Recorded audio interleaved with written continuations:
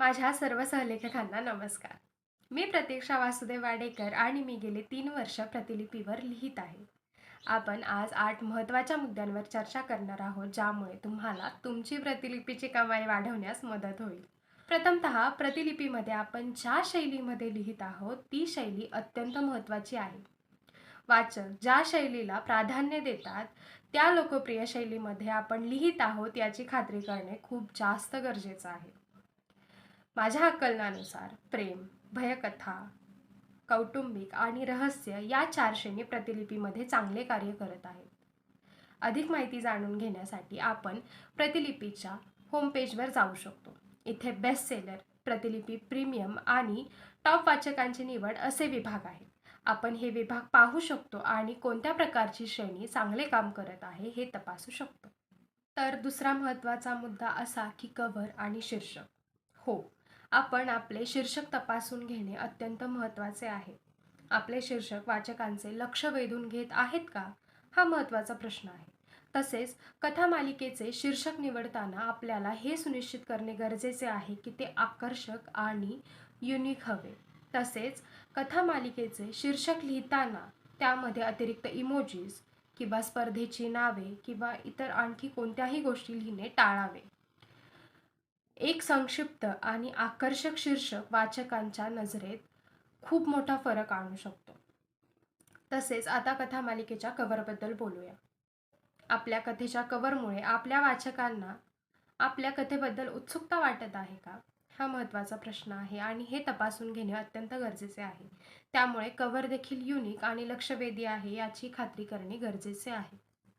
तिसरा आणि महत्त्वाचा मुद्दा असा की कथेची पहिली छाप अत्यंत महत्त्वाची असते.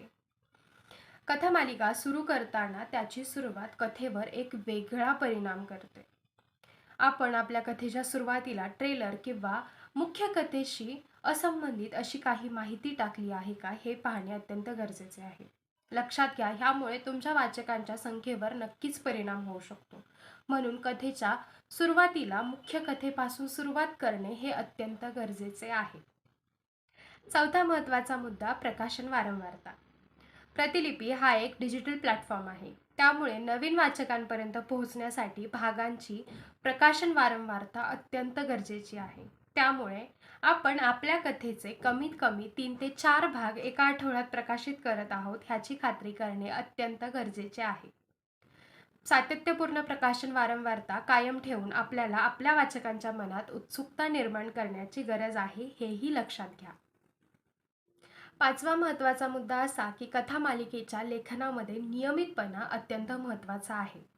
जर आपण 2 कथामालिका किंवा कथामालिकेच्या 2 भागांच्या प्रकाशनामध्ये एक मोठा काळ जाऊ दिला आणि मग आपण प्रकाशन केले, तर कदाचित ते वाचकांचे तितकेसे लक्ष वेधून घेणार नाही. वाचक कथेच्या आधीच्या भागाबद्दल विसरूनही जाऊ शकतात आणि त्याबद्दल स्वारस्यही गमावू शकतात, ज्यामुळे आपली कथामालिका लोकप्रियतेच्या दृष्टीने खाली सरकते आणि कमी वाचकांना दृश्यमान होते. प्रकाशनाचे नियमित वेळापत्रक ठेवल्याने वाचकांची आवड टिकवून ठेवण्यास मदत होते आणि आपली कथामालिका अधिक वाचकांसाठी दृश्यमान होते. त्यामुळे कथेचा नियमितपणा हा अत्यंत महत्त्वाचा असतो. 6वा आणि महत्त्वाचा मुद्दा, एकापेक्षा जास्त कथामालिका लिहिणे. हो, एकापेक्षा जास्त कथामालिका लिहिल्याने कमाई वाढू शकते. जर आपली एक कथामालिका अनेक वाचकांना आकर्षित करत नसेल, तर आपल्या प्रोफाईलमध्ये दुसरी नवीन कथामालिका तुम्ही सुरू करू शकता आणि सुरू असलेल्या कथामालिकेमध्ये वाचकांचा सहभाग आणि कमाई देखील वाढू शकते. त्यामुळे प्रतिलिपीमध्ये कमाई वाढवण्यासाठी एकापेक्षा जास्त कथामालिका लिहिणे ही नक्कीच चांगली कल्पना आहे. 7वा आणि महत्त्वाचा मुद्दा असा की कथेचे प्रमोशन ही यशाची गुरुकिल्ली आहे. हो, कथेचे प्रमोशन ह्या कथेवर एक चांगला प्रभाव पाडू शकतो. बऱ्याच वेळा असं होतं की आपण कथा लिहून आणि प्रकाशित करून निवांत होऊन जातो. तसे न करता आपली कथा प्रतिलिपी पोस्ट आणि आपल्या इतर सोशल मीडिया अकाउंटवर पोस्ट करून आपण आपल्या कथेचे प्रमोशन करू शकतो. त्याने आपल्याला आपल्या वाचकांशी जोडले जाता येते आणि आपण आपला असा एक वेगळा वाचक वर्ग तयार करू शकतो आणि त्यामुळे आपण आपल्या स्वतःच्या कथेच्या चर्चा देखील घडवून आणू शकतो. आठवा महत्त्वाचा मुद्दा म्हणजे वाचकांचा सहभाग. आपण आपल्या वाचकांना गुंतवून ठेवणे आणि आपले चाहते करून घेणेही तितकेच महत्त्वाचे आहे. कारण ते आपले संभाव्य सुपर फॅन आणि प्रीमियम वाचक आहेत. वाचकांना समीक्षा करण्यासाठी, कथा शेअर करण्यासाठी आणि सबस्क्रिप्शन घेण्यासाठी आपण आपल्या कथेच्या भागाच्या शेवटी काही ओळी जोडू शकतो.